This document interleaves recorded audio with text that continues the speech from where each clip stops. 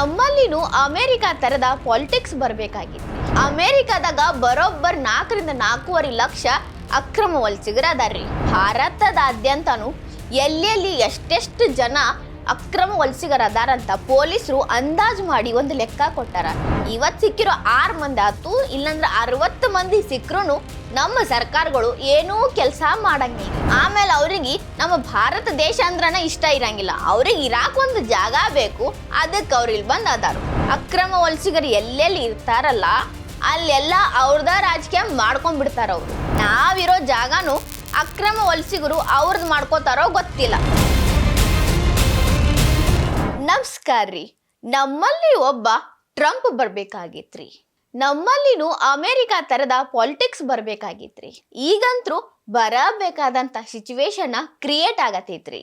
America election ಗೆಲ್ಲೋಕಿತ ಮೊದಲ Trump ಹೇಳಿದ್ರಿ, ನಾ ಏನಾರ ಎಲೆಕ್ಷನ್ ಗೆದ್ದಿನಿ ಅಂದ್ರ ಅಮೆರಿಕಾದಾಗ ತುರ್ತು ಪರಿಸ್ಥಿತಿ ಹೇರಿ ಅಕ್ರಮವಾಗಿ ಬಂದಿರುವಂತ ವಲಸಿಗರನ್ನೆಲ್ಲಾರನು ಗಡೀಪಾರ್ ಮಾಡ್ತೀನಿ ಅಂತ ಹೇಳಿದ್ರು. ಅಮೆರಿಕಾದಾಗ ಬರೋಬ್ಬರ್ 4ರಿಂದ 4.5 ಲಕ್ಷ ಅಕ್ರಮ ವಲಸಿಗರು ಅದಾರ್ರಿ. ಅವ್ರು ಎಲ್ಲಾರನು ಗಡೀಪಾರ್ ಮಾಡ್ತೀನಂತ ಟ್ರಂಪ್ ಹೇಳಿದ್ದು ಅಲ್ಲಿ ಮಂದಿ ಎಷ್ಟು ಲೀಡ್ಲೆ ಟ್ರಂಪ್ ಅವ್ರನ್ನ ಗೆಲ್ಸಿದ್ರು ಅಂತ ನೀವೆಲ್ಲ ನೋಡಿದ್ರಿ. ಅಲ್ಲಿನ ಅಕ್ರಮ ವಲಸಿಗರು ಅದ್ ಎಂತೆಂತ ಕ್ರೈಮ್ ಚಟುವಟಿಕೆ ಒಳಗ ಭಾಗಿ ಆಗಿರ್ಬೇಕ್ರಿ.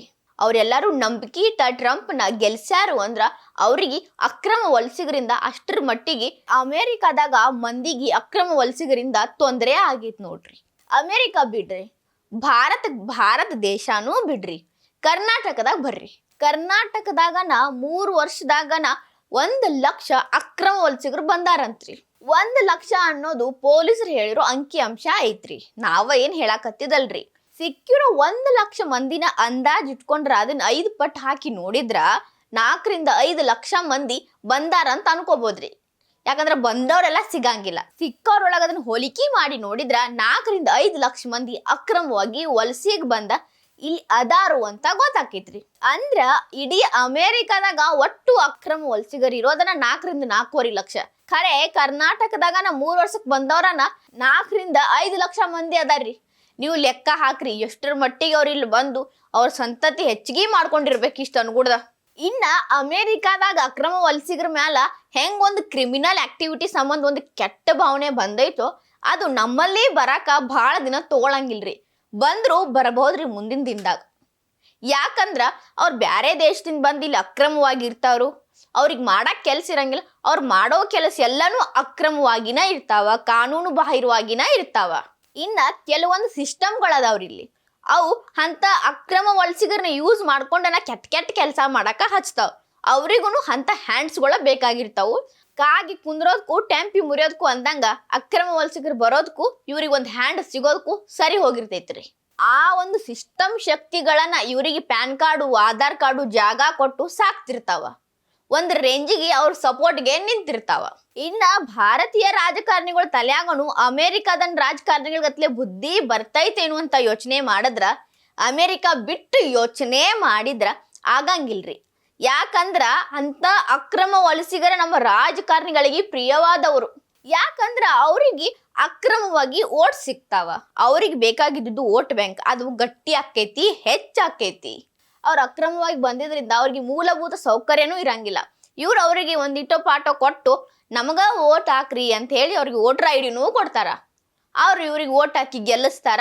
ಅವ್ರಿಗೆ ಇರಾಕೂ ಜಾಗ ಇರ್ತೈತಿ.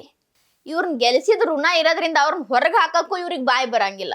ಸ್ವಲ್ಪ ರಾಜಕೀಯ ಶಕ್ತಿಗಳನ್ನು ಅವ್ರ ಬೆನ್ ಹಿಂದೆ ನಿಂತಿದ್ರಿಂದ ಇನ್ನೊಂದು ಸ್ವಲ್ಪ ದಿನದಾಗ ಕರ್ನಾಟಕನು, ಒಡಿಶಾ, ಜಾರ್ಖಂಡ, ಅಸ್ಸಾಂ, ಪಶ್ಚಿಮ ಬಂಗಾಳಗತ್ಲೆ ದುಸ್ಥಿತಿಗೆ ಬರ್ತೈತ್ ನೋಡ್ರಿ. ಇನ್ನ ಇದೊಂದು ದೊಡ್ಡ ಜಾಲನ ಐತ್ರಿ. ಬ್ಯಾರೆ ದೇಶದಿಂದ ಬರೋರು ಹೆಂಗ್ ಬರ್ತಾರ, ಯಾವ ರೀತಿ ಬರ್ತಾರ, ಅವ್ರನ್ನ ಯಾರು ಕಳಿಸ್ತಾರ, ಇದ್ರ ಹಿಂದೆ ಯಾವ ರೀತಿ ಶಕ್ತಿಗಳು ಕೆಲಸ ಮಾಡ್ತಾವ ಅನ್ನೋದು ಹೇಳ್ತೇನೆ ಕೇಳ್ರಿ. ಅಕ್ರಮದಿಂದ ಬಾಂಗ್ಲಾದಿಂದ ಬರೋ ವಲಸಿಗರು ಏನದಾರಲ್ರಿ, ಅವರು ಭಾರತಕ್ಕೆ ಬಂದ ಮೇಲೆ ಬರೇ ಬಾರ್ಡರ್ದಾಗಿರೋ ರಾಜ್ಯದಾಗ ಅಷ್ಟ ಇರ್ತಾರೇನ್ರಿ? ಇಲ್ರಿ, ಅವರು ಭಾರತದ ಬ್ಯಾರೆ ಬ್ಯಾರೆ ರಾಜ್ಯಕ್ಕ ಪ್ರಯಾಣ ಮಾಡ್ತಾರ್ರಿ. ಅವ್ರು ಬರೋಕಿತ ಮೊದ್ಲನ ಅವ್ರು ಎಲ್ಲಿ ಇರ್ಬೇಕಂತ ಹೇಳಿ ಜಾಗಾನು ಬುಕ್ ಮಾಡಿರ್ತಾರ. ಇನ್ನ ಫೇಕ್ ಡಾಕ್ಯುಮೆಂಟು, ಆಮೇಲೆ ಅವ್ರನ್ನ ಕರೆಸ್ಕೊಳ್ಳೋದು, ಅವ್ರನ್ನ ಬ್ಯಾರೆ ಬ್ಯಾರೆ ಜಾಗಕ್ಕ ಕಳ್ಸಾಕಂತನ ಒಂದು ಜಾಲ ಐತ್ರಿ.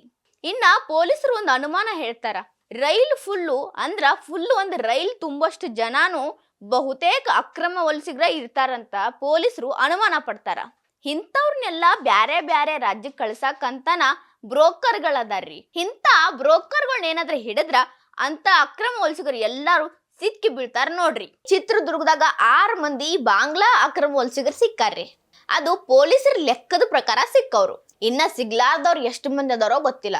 ಇವತ್ ಸಿಕ್ಕಿರೋ 6 ಮಂದಿ ಆತು, ಇಲ್ಲಂದ್ರ 60 ಮಂದಿ ಸಿಕ್ರು ನಮ್ಮ ಸರ್ಕಾರಗಳು ಏನೂ ಕೆಲಸ ಮಾಡಂಗಿಲ್ರಿ. ಯಾಕಂದ್ರ ಅವ್ರಿಗೆ ಓಟ್ ಬ್ಯಾಂಕ್ ಹೆಚ್ಚಾಗತ್ತ ಅನ್ನೋ ಖುಷಿ ಒಂದ್ ಕಡೆ, ಅವ್ರಿಗೆ ಏನ್ರಿ ಅವ್ರ ಆರಾಮ್ ಐಷಾರಾಮಿ ಬಂಗ್ಲಾದಾಗ ಜೀವನ ಮಾಡ್ತಾರ.